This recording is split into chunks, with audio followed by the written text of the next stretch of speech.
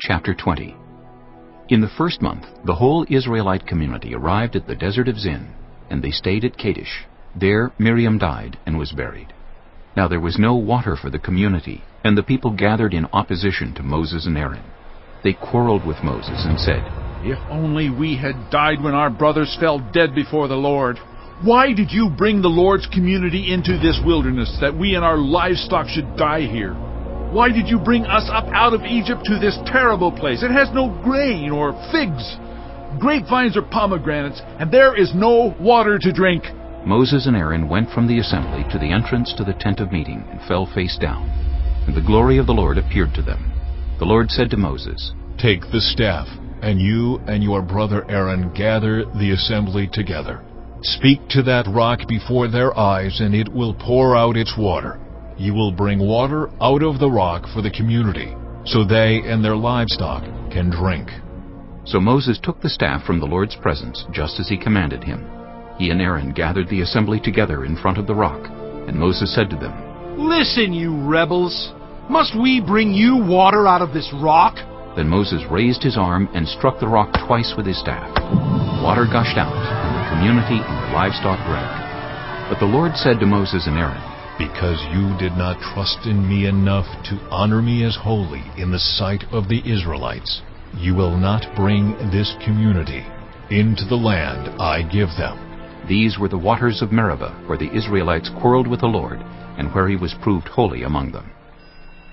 Moses sent messengers from Kadesh to the king of Edom, saying, "This is what your brother Israel says. You know about all the hardships that have come on us. Our ancestors went down into Egypt, and we lived there many years. The Egyptians mistreated us and our ancestors, but when we cried out to the Lord, He heard our cry and sent an angel and brought us out of Egypt. Now we are here at Kadesh, a town on the edge of your territory. Please let us pass through your country. We will not go through any field or vineyard or drink water from any well. We will travel along the king's highway and not turn to the right or to the left until we have passed through your territory." But Edom answered, "You may not pass through here.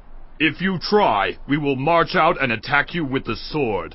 The Israelites replied, "We will go along the main road, and if we or our livestock drink any of your water, we will pay for it. We only want to pass through on foot, nothing else." Again they answered, "You may not pass through." Then Edom came out against them with a large and powerful army. Since Edom refused to let them go through their territory, Israel turned away from them. The whole Israelite community set out from Kadesh and came to Mount Hor. At Mount Hor, near the border of Edom, the Lord said to Moses and Aaron, "Aaron will be gathered to his people. He will not enter the land I give the Israelites, because both of you rebelled against my command at the waters of Meribah. Get Aaron and his son Eleazar and take them up Mount Hor. Remove Aaron's garments and put them on his son Eleazar, for Aaron will be gathered to his people. He will die there." Moses did as the Lord commanded. They went up Mount Hor in the sight of the whole community. Moses removed Aaron's garments and put them on his son Eleazar, and Aaron died there on top of the mountain. Then Moses and Eleazar came down from the mountain, and when the whole community learned that Aaron had died, all the Israelites mourned for him 30 days. Chapter 21. When the Canaanite king of Arad, who lived in the Negev, heard that Israel was coming along the road to Atharim, he attacked the Israelites and captured some of them. Then Israel made this vow to the Lord, "If you will deliver these people into our hands, we will totally destroy their cities." The Lord listened to Israel's plea and gave the Canaanites over to them. They completely destroyed them in their towns, so the place was named Hormah. They traveled from Mount Hor along the route to the Red Sea to go around Edom, but the people grew impatient on the way. They spoke against God and against Moses and said, "Why have you brought us up out of Egypt to die in the wilderness? There is no bread, there is no water, and we detest this miserable food." Then the Lord sent venomous snakes among them. They bit the people, and many Israelites died. The people came to Moses and said, "We sinned when we spoke against the Lord and against you. Pray that the Lord will take the snakes away from us." So Moses prayed for the people. The Lord said to Moses, Make a snake and put it up on a pole. Anyone who is bitten can look at it and live. So Moses made a bronze snake and put it up on a pole. Then when anyone was bitten by a snake and looked at the bronze snake, they lived. The Israelites moved on and camped at Oboth. Then they set out from Oboth and camped in Abarim, in the wilderness that faces Moab toward the sunrise. From there they moved on and camped in the Zered Valley. They set out from there and camped alongside the Arnon, which is in the wilderness extending into Amorite territory. The Arnon is the border of Moab between Moab and the Amorites. That is why the book of the Wars of the Lord says, Zahab in Suphah and the ravines, the Arnon and the slopes of the ravines that lead to the settlement of Ar and lie along the border of Moab. From there they continued on to Beer, the well where the Lord said to Moses, Gather the people together, and I will give them water. Then Israel sang this song, Spring up, O well, sing about it, about the well that the princes dug, that the nobles of the people sank, the nobles with scepters and staffs. Then they went from the wilderness to Mattanah, from Mattanah to Nahaliel, from Nahaliel to Bamoth, and from Bamoth to the valley in Moab where the top of Pisgah overlooks the wasteland. Israel sent messengers to say to Sihon, king of the Amorites, Let us pass through your country. We will not turn aside into any field or vineyard or drink water from any well. We will travel along the king's highway until we have passed through your territory. But Sihon would not let Israel pass through his territory. He mustered his entire army and marched out into the wilderness against Israel. When he reached Jahaz, he fought with Israel. Israel, however, put him to the sword and took over his land from the Arnon to the Jabbok, but only as far as the Ammonites, because their border was fortified. Israel captured all the cities of the Amorites and occupied them, including Heshbon and all its surrounding settlements. Heshbon was the city of Sihon, king of the Amorites, who had fought against the former king of Moab, and had taken from him all his land as far as the Arnon. That is why the poets say, Come to Heshbon and let it be rebuilt. Let Sihon's city be restored.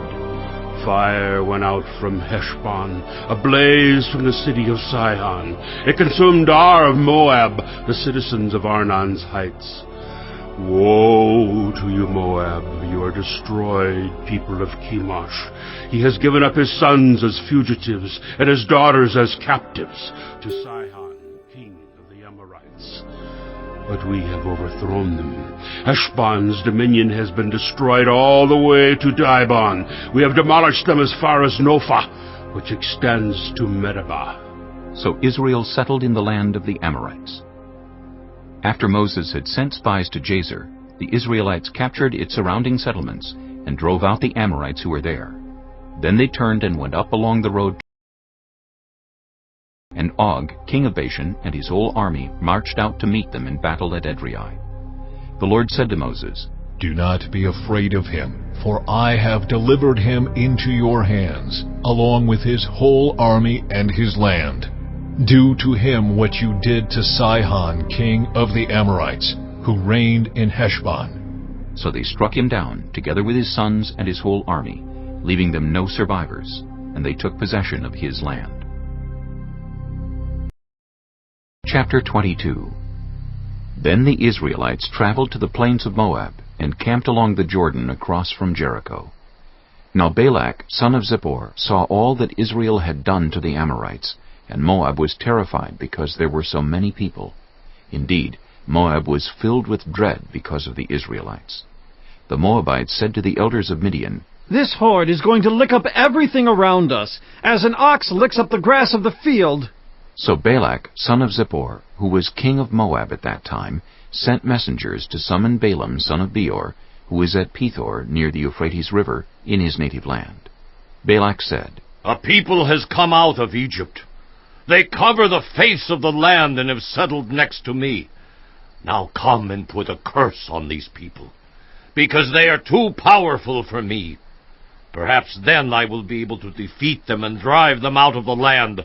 For I know that whoever you bless is blessed, and whoever you curse is cursed." The elders of Moab and Midian left, taking with them the fee for divination. When they came to Balaam, they told him what Balak had said. "Spend the night here," Balaam said to them, "and I will report back to you with the answer the Lord gives me." So the Moabite officials stayed with him. God came to Balaam and asked, "Who are these men with you?" Balaam said to God, "Balak, son of Zippor, king of Moab, sent me this message. A people that has come out of Egypt covers the face of the land. Now come and put a curse on them for me. Perhaps then I will be able to fight them and drive them away." But God said to Balaam, "Do not go with them.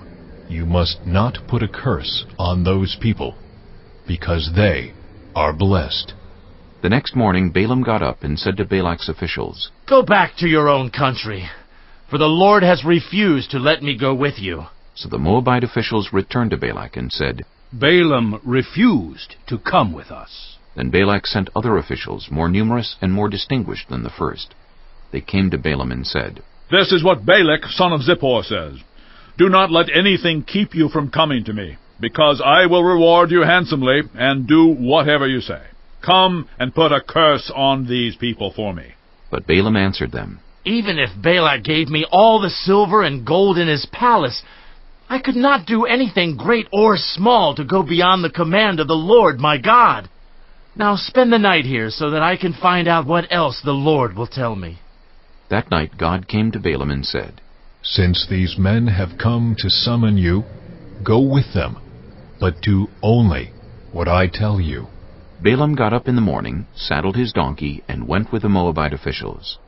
But God was very angry when he went, and the angel of the Lord stood in the road to oppose him. Balaam was riding on his donkey, and his 2 servants were with him. When the donkey saw the angel of the Lord standing in the road with a drawn sword in his hand, it turned off the road into a field. Balaam beat it to get it back on the road. Then the angel of the Lord stood in a narrow path through the vineyards with walls on both sides. When the donkey saw the angel of the Lord, it pressed close to the wall, crushing Balaam's foot against it, so he beat the donkey again. Then the angel of the Lord moved on ahead and stood in a narrow place where there was no room to turn, either to the right or to the left. When the donkey saw the angel of the Lord, it lay down under Balaam, and he was angry and beat it with his staff. Then the Lord opened the donkey's mouth, and it said to Balaam, "What have I done to you to make you beat me these 3 times?" Balaam answered the donkey, "You have made a fool of me. If only I had a sword in my hand, I would kill you right now." The donkey said to Balaam, "Am I not your own donkey, which you have always ridden to this day? Have I been in the habit of doing this to you?" "No," he said. Then the Lord opened Balaam's eyes, and he saw the angel of the Lord standing in the road with his sword drawn. So he bowed low and fell face down. The angel of the Lord asked him, "Why have you beaten your donkey these 3 times? I have come here to oppose you, because your path is a reckless one before me. The donkey saw me and turned away from me these 3 times. If it had not turned away, I would certainly have killed you by now, but I would have spared it." Balaam said to the angel of the Lord, "I have sinned. I did not realize you were standing in the road to oppose me. Now if you are displeased, I will go back." The angel of the Lord said to Balaam, "Go with the men, but speak only what I tell you." So Balaam went with Balak's officials. When Balak heard that Balaam was coming, he went out to meet him at the Moabite town on the Arnon border at the edge of his territory. Balak said to Balaam, "Did I not send you an urgent summons? Why didn't you come to me? Am I really not able to reward you?" "Well, I have come to you now," Balaam replied, "but I can't say whatever I please. I must speak only what God puts in my mouth." Then Balaam went with Balak to Kiriath-Huzoth. Balak sacrificed cattle and sheep, and gave some to Balaam and the officials who were with him. The next morning Balak took Balaam up to Bamoth Baal, and from there he could see the outskirts of the Israelite camp. Chapter 23. Balaam said, "Build me 7 altars here, and prepare 7 bulls and 7 rams for me." Balak did as Balaam said, and the 2 of them offered a bull and a ram on each altar. Then Balaam said to Balak, "Stay here beside your offering while I go aside. Perhaps the Lord will come to meet with me. Whatever he reveals to me, I will tell you." Then he went off to a barren height. God met with him, and Balaam said, "I have prepared 7 altars, and on each altar I have offered a bull and a ram." The Lord put a word in Balaam's mouth and said, Go back to Balak and give him this word.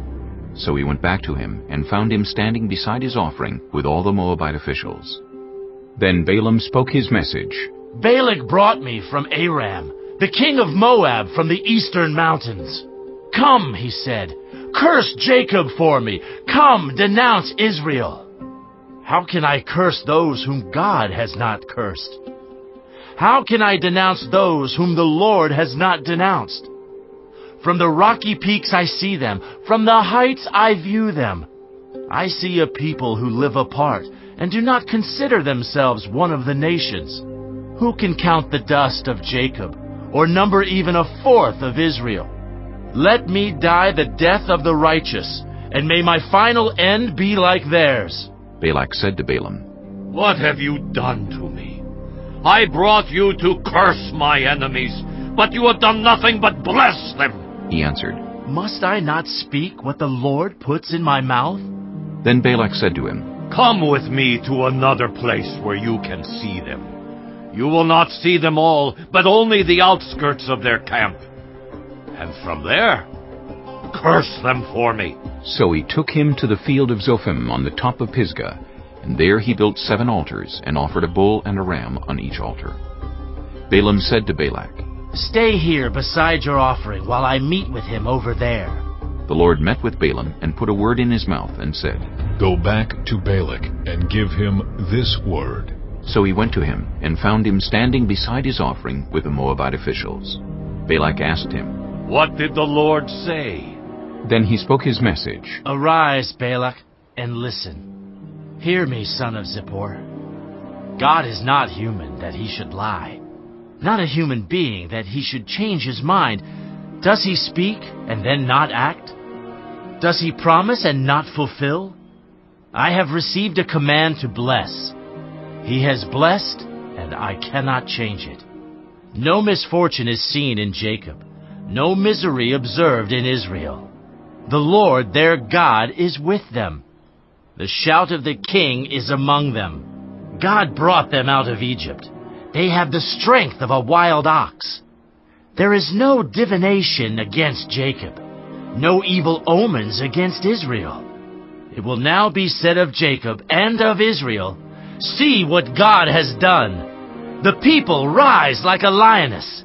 They rouse themselves like a lion that does not rest till it devours its prey and drinks the blood of its victims." Then Balak said to Balaam, Neither curse them at all, nor bless them at all.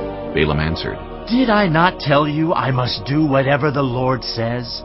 Then Balak said to Balaam, Come, let me take you to another place. Perhaps it will please God to let you curse them for me from there. And Balak took Balaam to the top of Peor, overlooking the wasteland.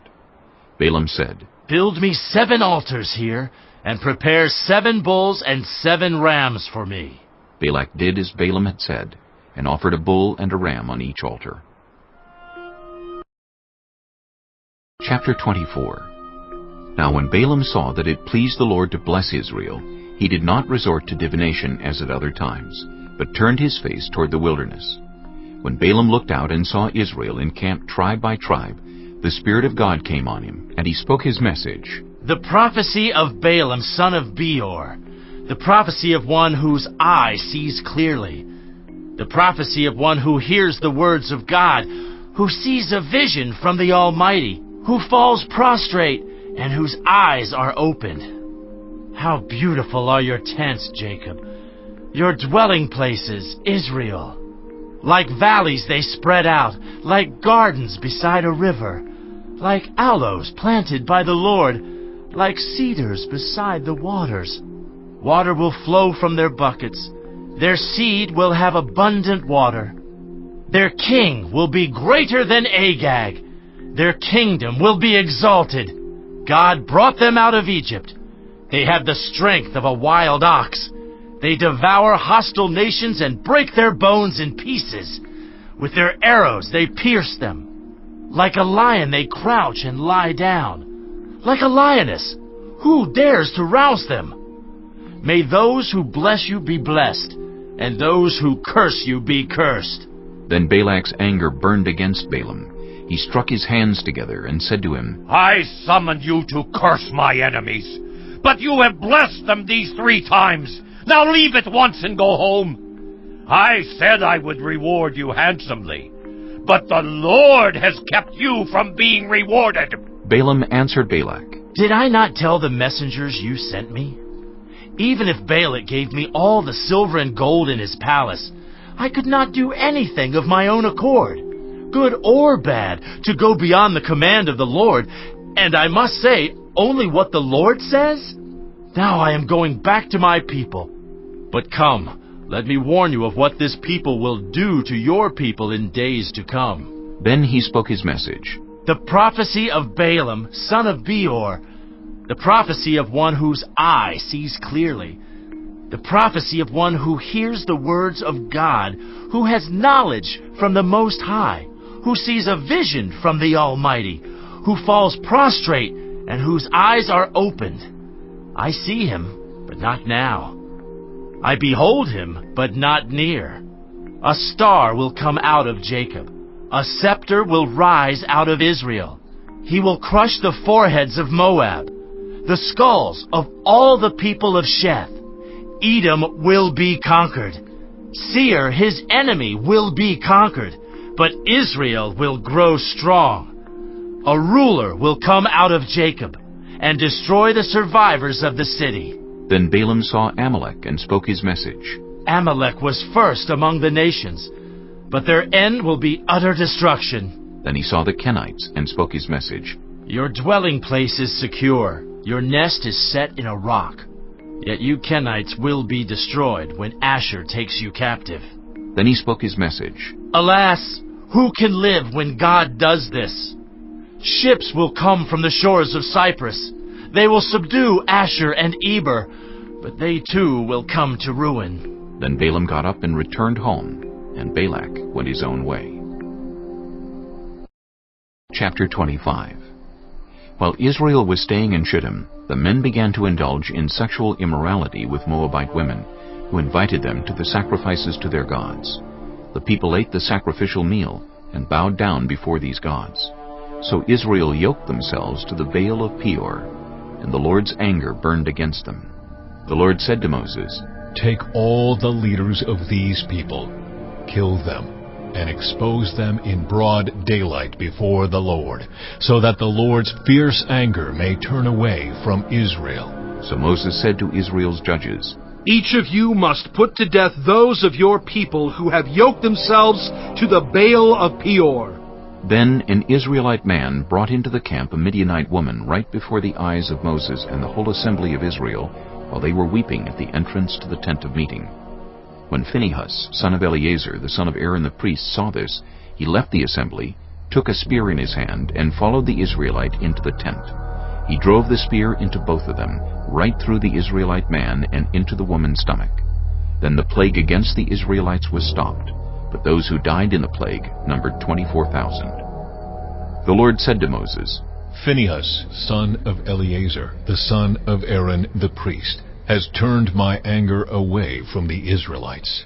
Since he was as zealous for my honor among them as I am, I did not put an end to them in my zeal. Therefore tell him I am making my covenant of peace with him. He and his descendants will have a covenant of a lasting priesthood, because he was zealous for the honor of his God and made atonement for the Israelites. The name of the Israelite who was killed with the Midianite woman was Zimri, son of Salu, the leader of a Simeonite family. And the name of the Midianite woman who was put to death was Cosbi, daughter of Zur, a tribal chief of a Midianite family. The Lord said to Moses, Treat the Midianites as enemies and kill them. They treated you as enemies when they deceived you in the Peor incident involving their sister Cosbi, the daughter of a Midianite leader, the woman who was killed when the plague came as a result of that incident. Chapter 26. After the plague, the Lord said to Moses and Eleazar, son of Aaron the priest, Take a census of the whole Israelite community by families, all those 20 years old or more who are able to serve in the army of Israel. So on the plains of Moab, by the Jordan, across from Jericho, Moses and Eleazar the priest spoke with them and said, Take a census of the men 20 years old or more, as the Lord commanded Moses. These were the Israelites who came out of Egypt. The descendants of Reuben, the firstborn son of Israel, were, through Hanok, the Hanokite clan, through Palu, the Paluite clan, through Hezron, the Hezronite clan, through Carmi, the Carmite clan. These were the clans of Reuben. Those numbered were 43,730. The son of Palu was Eliab, and the sons of Eliab were Nemuel, Dathan, and Abiram. The same Dathan and Abiram were the community officials who rebelled against Moses and Aaron, and were among Korah's followers when they rebelled against the Lord. The earth opened its mouth and swallowed them, along with Korah, whose followers died when the fire devoured the 250 men, and they served as a warning sign. The line of Korah, however, did not die out. The descendants of Simeon by their clans were, through Nemuel, the Nemuelite clan, through Jamin, the Jaminite clan, through Jachin, the Jachinite clan, through Zerah, the Zerahite clan, through Shaul, the Shaulite clan. These were the clans of Simeon. Those numbered were 22,200. The descendants of Gad by their clans were, through Zephon, the Zephonite clan, through Haggi, the Haggite clan, through Shunai, the Shunite clan, through Ozni, the Oznite clan, through Eri, the Erite clan, through Eridai, the Eridite clan, through Areli, the Arelite clan. These were the clans of Gad. Those numbered were 40,500. And Onan were sons of Judah, but they died in Canaan. The descendants of Judah by their clans were, through Shelah, the Shelonite clan, through Perez, the Perezite clan, through Zerah, the Zerahite clan. The descendants of Perez were, through Hezron, the Hezronite clan, through Hamel, the Hamelite clan. These were the clans of Judah. Those numbered were 76,500. The descendants of Issachar by their clans were, through Tola, the Tolaite clan, through Pua, the Puite clan, through Jashub, the Jashabite clan, through Shimron, the Shimronite clan. These were the clans of Issachar. Those numbered were 64,300. The descendants of Zebulun by their clans were, through Sered, the Seredite clan, through Elon, the Elonite clan, through Jaliel, the Jalielite clan. These were the clans of Zebulun. Those numbered were 60,500. The descendants of Joseph by their clans through Manasseh and Ephraim were, the descendants of Manasseh through Machir, the Machirite clan. Machir was the father of Gilead. Through Gilead, the Gileadite clan. These were the descendants of Gilead. Through Iezer, the Iezerite clan. Through Helek, the Helekite clan. Through Asriel, the Asrielite clan. Through Shechem, the Shechemite clan. Through Shemida, the Shemidaite clan. Through Hepher, the Hepherite clan. Zelophehad, son of Hepher, had no sons. He had only daughters, whose names were Mahlah, Noah, Hoglah, Milcah, and Tirzah. These were the clans of Manasseh. Those numbered were 52,700. These were the descendants of Ephraim by their clans. Through Shuthelah, the Shuthelahite clan. Through Becher, the Becherite clan.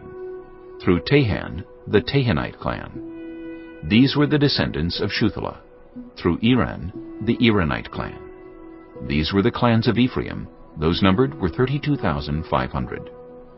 These were the descendants of Joseph by their clans. The descendants of Benjamin by their clans were, through Bela, the Belaite clan, through Ashbel, the Ashbelite clan, through Ahiram, the Ahiramite clan, through Shupham, the Shuphamite clan, through Hupham, the Huphamite clan. The descendants of Bela through Ard and Naaman were, through Ard, the Ardite clan, through Naaman, the Naamite clan. These were the clans of Benjamin. Those numbered were 45,600. These were the descendants of Dan by their clans. Through Shuham, the Shuhamite clan. These were the clans of Dan. All of them were Shuhamite clans, and those numbered were 64,400. The descendants of Asher by their clans were, through Imnah, the Imnite clan. Through Ishvi, the Ishvite clan. Through Beriah, the Beriahite clan. And through the descendants of Beriah, through Heber, the Heberite clan. Through Malchiel, the Malchielite clan. Asher had a daughter named Serah. These were the clans of Asher. Those numbered were 53,400. The descendants of Naphtali by their clans were, through Jaziel, the Jazielite clan.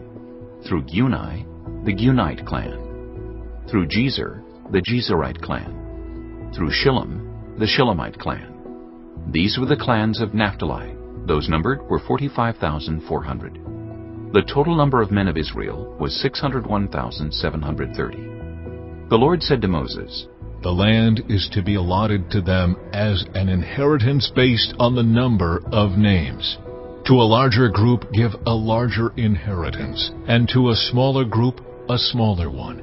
Each is to receive its inheritance according to the number of those listed. Be sure that the land is distributed by lot.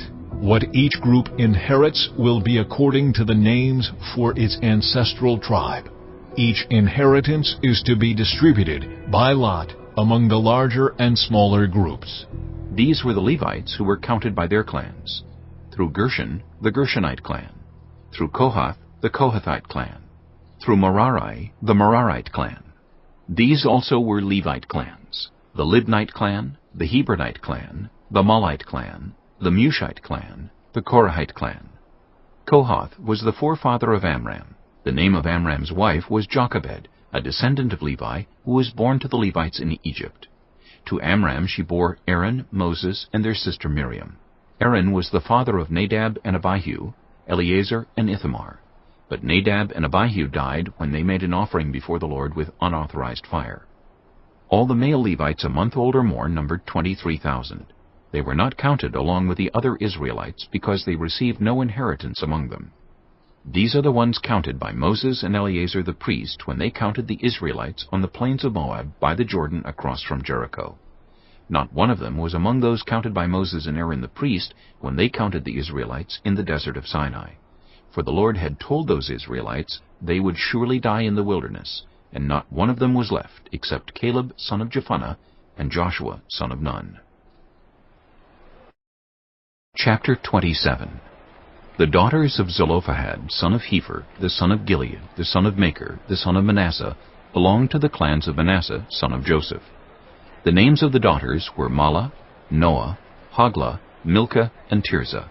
They came forward and stood before Moses, Eleazar the priest, the leaders, and the whole assembly at the entrance to the tent of meeting, and said, Our father died in the wilderness. He was not among Korah's followers who banded together against the Lord, but he died for his own sin and left no sons. Why should our father's name disappear from his clan because he had no son? Give us property among our father's relatives. So Moses brought their case before the Lord, and the Lord said to him, What Zelophehad's daughters are saying is right. You must certainly give them property as an inheritance among their father's relatives, and give their father's inheritance to them. Say to the Israelites, if a man dies and leaves no son, give his inheritance to his daughter. If he has no daughter, give his inheritance to his brothers. If he has no brothers, give his inheritance to his father's brothers. If his father had no brothers, give his inheritance to the nearest relative in his clan, that he may possess it. This is to have the force of law for the Israelites, as the Lord commanded Moses. Then the Lord said to Moses, Go up this mountain in the Abarim range and see the land I have given the Israelites. After you have seen it, you too will be gathered to your people, as your brother Aaron was. For when the community rebelled at the waters in the desert of Zin, both of you disobeyed my command to honor me as holy before their eyes. These were the waters of Meribah Kadesh in the desert of Zin.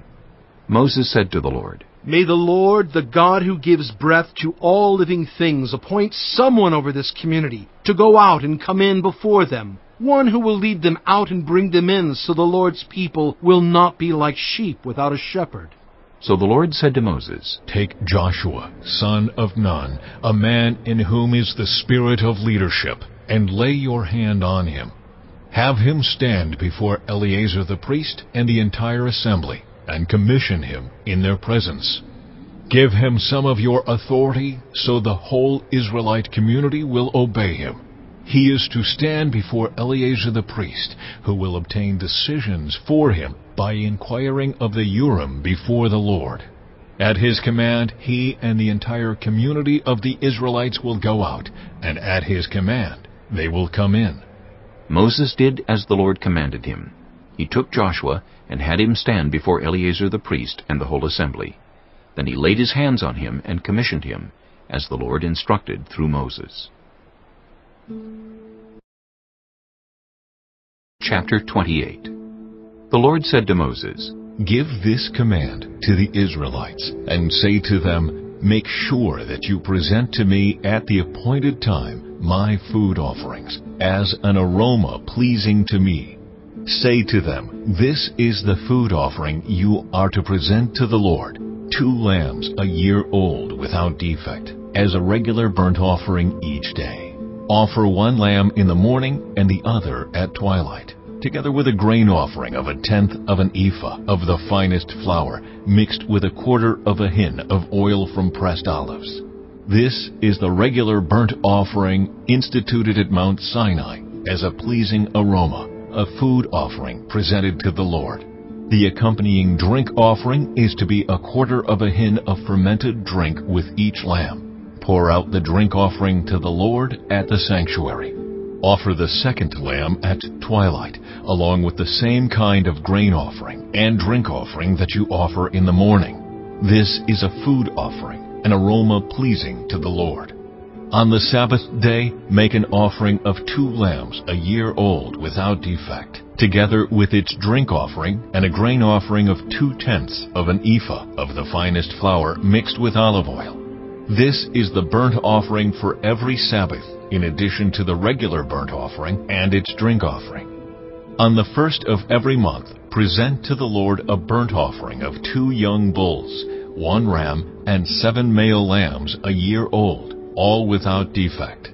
With each bull there is to be a grain offering of 3/10 of an ephah of the finest flour, mixed with oil. With the ram, a grain offering of 2/10 of an ephah of the finest flour, mixed with oil. And with each lamb, a grain offering of 1/10 of an ephah of the finest flour, mixed with oil. This is for a burnt offering, a pleasing aroma, a food offering presented to the Lord.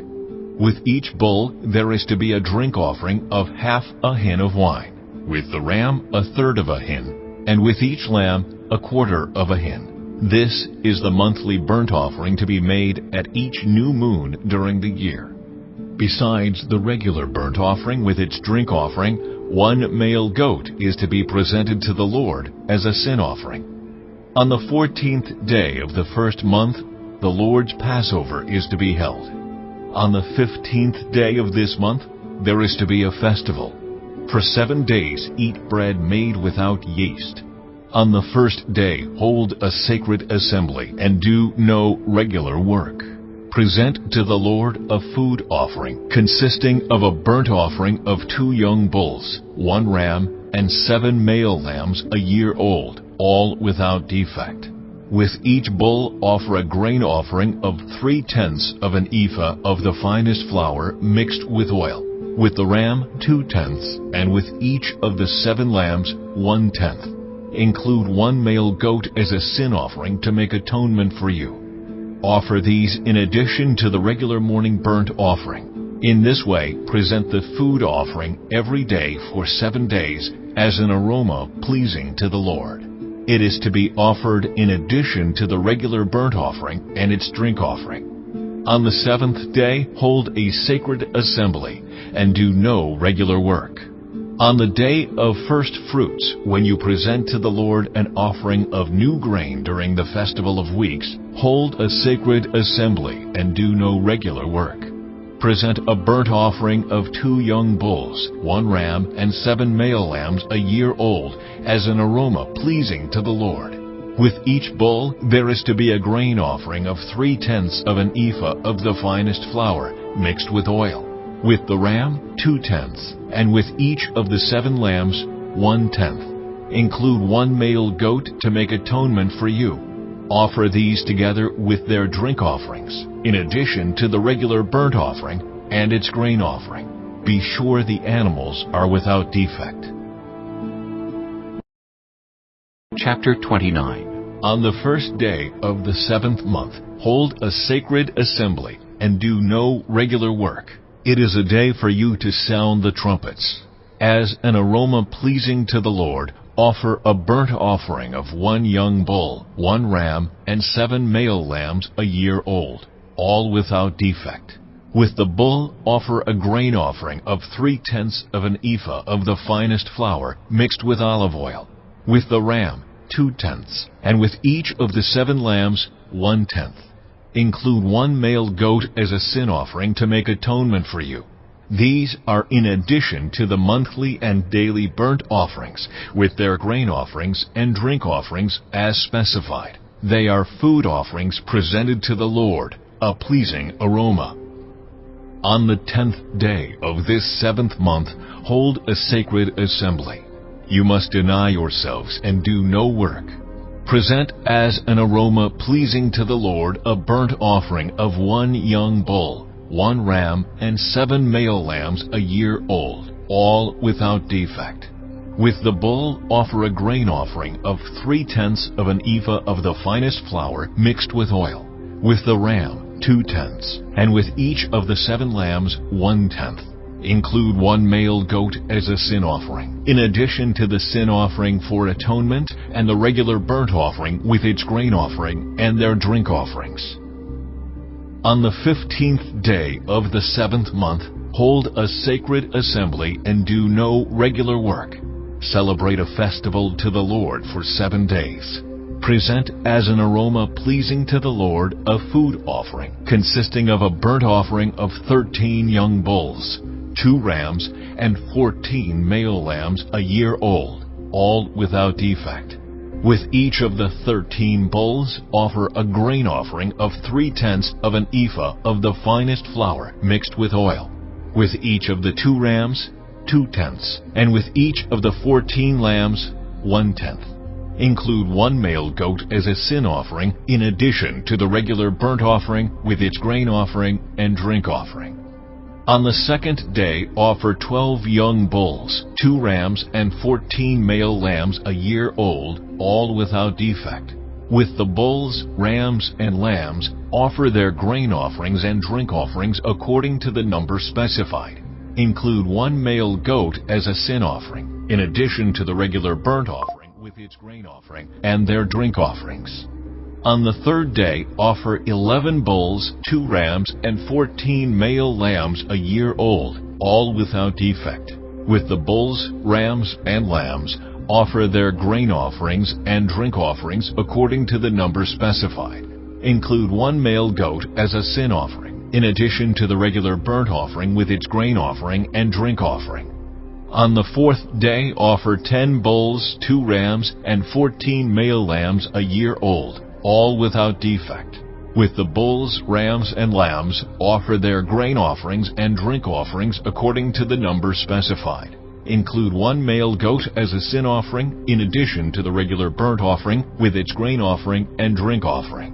On the 5th day, offer 9 bulls, 2 rams, and 14 male lambs a year old, all without defect. With the bulls, rams, and lambs, offer their grain offerings and drink offerings according to the number specified. Include 1 male goat as a sin offering, in addition to the regular burnt offering with its grain offering and drink offering. On the 6th day, offer 8 bulls, 2 rams, and 14 male lambs a year old, all without defect. With the bulls, rams, and lambs, offer their grain offerings and drink offerings according to the number specified. Include 1 male goat as a sin offering, in addition to the regular burnt offering with its grain offering and drink offering. On the 7th day, offer 7 bulls, 2 rams, and 14 male lambs a year old, all without defect. With the bulls, rams, and lambs, offer their grain offerings and drink offerings according to the number specified. Include 1 male goat as a sin offering, in addition to the regular burnt offering with its grain offering and drink offering. On the 8th day, hold a closing special assembly and do no regular work. Present as an aroma pleasing to the Lord a food offering consisting of a burnt offering of 1 bull, 1 ram, and 7 male lambs a year old, all without defect. With the bull, the ram, and the lambs, offer their grain offerings and drink offerings according to the number specified. Include 1 male goat as a sin offering in addition to the regular burnt offering with its grain offering and drink offering. In addition to what you vow and your free will offerings, offer these to the Lord at your appointed festivals: your burnt offerings, grain offerings, drink offerings, and fellowship offerings. Moses told the Israelites all that the Lord commanded him.